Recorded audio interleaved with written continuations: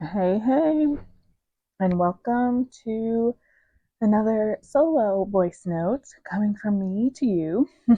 I am folding laundry, getting ready to pack to go on vacation, but I wanted to hop in and share some thoughts about backwards planning. And the reason why I thought about sharing this was because I am in week one of my back to school planning. And if you don't know, if you haven't seen this on the internet, I put together a group of other amazing homeschool moms who are also back to school planning right now. So I put together a schedule for myself that outlines 8 weeks from now until September of how I'm going to plan for homeschool. And I just basically made the schedule available to anybody who wanted it and then created a space. We're using the Telegram app to plan together, share ideas and thoughts, questions, challenges, all that. And this week is all about reflection, but then also casting vision. And it made me think about backwards planning and how this is what I had done as an educator. And I know that a lot of homeschooling is unlearning what traditional schools do, but I don't think that this idea of backwards planning is a bad thing. I think this is actually a good thing. So I wanted to share a little bit about how I backwards plan and how I think about it. So before I get into that, if you want to join the back to school prep community, you can join at any time. So even if you're listening to this when it's released or a week after, feel free to jump right in because while the schedule is an 8 week schedule, you can speed it up. If you have less than 8 weeks to get ready, you can slow it down if you have more than 8 weeks to get ready. So, you really can join at any point and you'll be able to see the conversation that we've had in the past. You'll be able to jump right in and we welcome you. I'll put that in the show notes. You can just hit the link, put your name, your email, that's it. And then it'll give you the link to our Telegram community as well as to the schedule. That's that. But let's jump right into backwards planning. So, backwards planning essentially is all about where do you start when you're planning for teaching children. And so this is on every level. So, if you're planning for the whole school year, if you're planning for the month, if you're planning for a quarter, if you're planning for a week, if you're planning for a day, anytime you're planning, where do you start? And a lot of us like to start with the activity. Oh, this is what I'm going to do. And part of the benefit of homeschooling is that you get to be really flexible and free. And that's literally why we started homeschooling, for freedom. And you might want to start with, okay, so what are we going to do today? This activity sounds really fun. Or my son is so into construction. So I'm going to buy all these construction books about construction and we're going to go from there. And I hear a lot of people doing that, which it works. You definitely can teach and learn in that way, and they'll get a lot out of that. But my recommendation is actually you don't start with activity. I also recommend that you don't start with your planner. I am obsessed with planners. I made my own planner and it's available for you if you want it. So I'll link that in the show notes too. But as much fun as it is to get all the new school supplies, like I'm not joking. I love new school supplies. It's so much fun.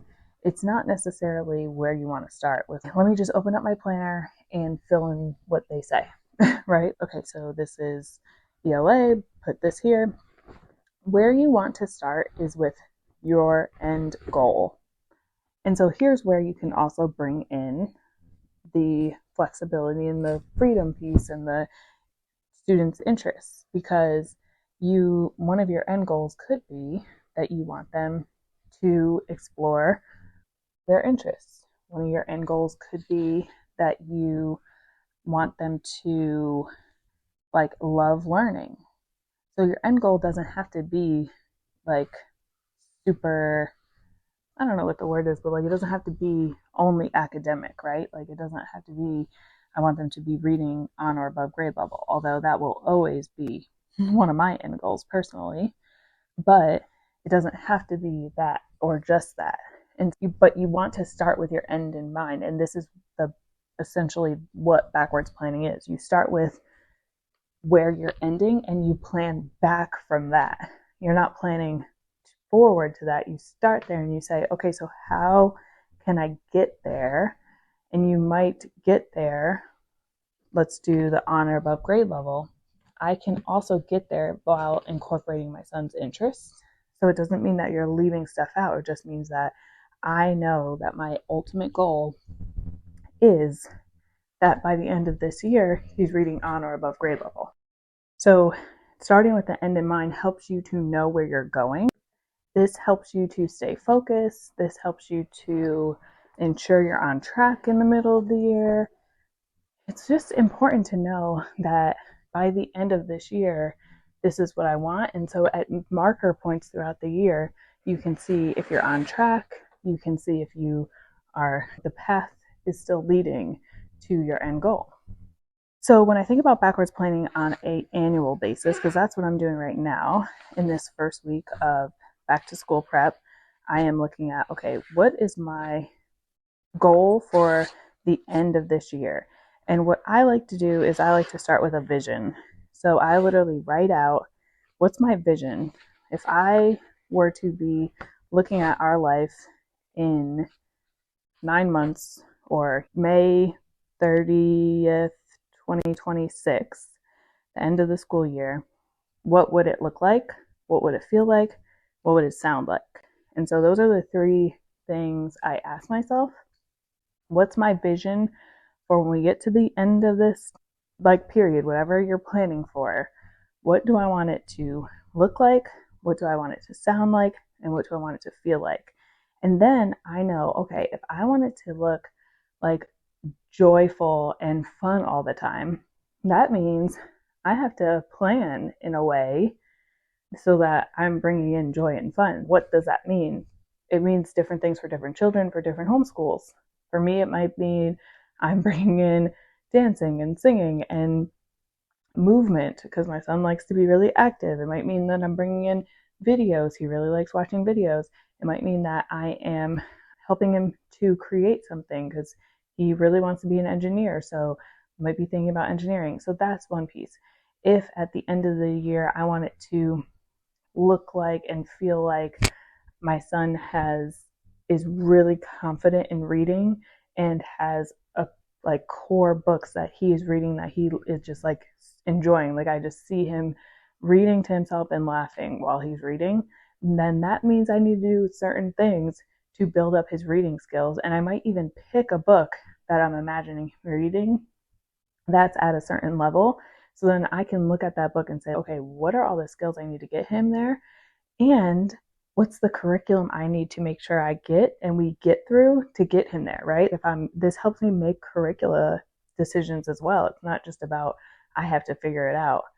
So those are the questions that I'm asking myself as I'm thinking about my vision. So after that, you have your vision. That's when you start to plan and go from there. So I hope that this is helpful. One thing you can do if you're feeling stuck or you just want some help generating some ideas, good old AI, ChatGPT, Claude, describe to the AI a little bit about you, your children, about your homeschool, and ask it to write a first draft of the vision for you to get your thoughts flowing. So that's something you can do, but I'm excited to finalize my vision for this year in the next couple days as we come to the end of week 1 of our planning, and I'm excited to share it with the other homeschool moms who are in the group. If you are not in the group, join us. The link is below. It's totally free, and you get the prep schedule with it so you can see what we're doing each week, and you can do that schedule. You can add to the schedule, tweak it, but it can be a starting point for you. So I hope this helps. Please let me know if you have questions about backwards planning, and I will see you in the next voice note. Bye.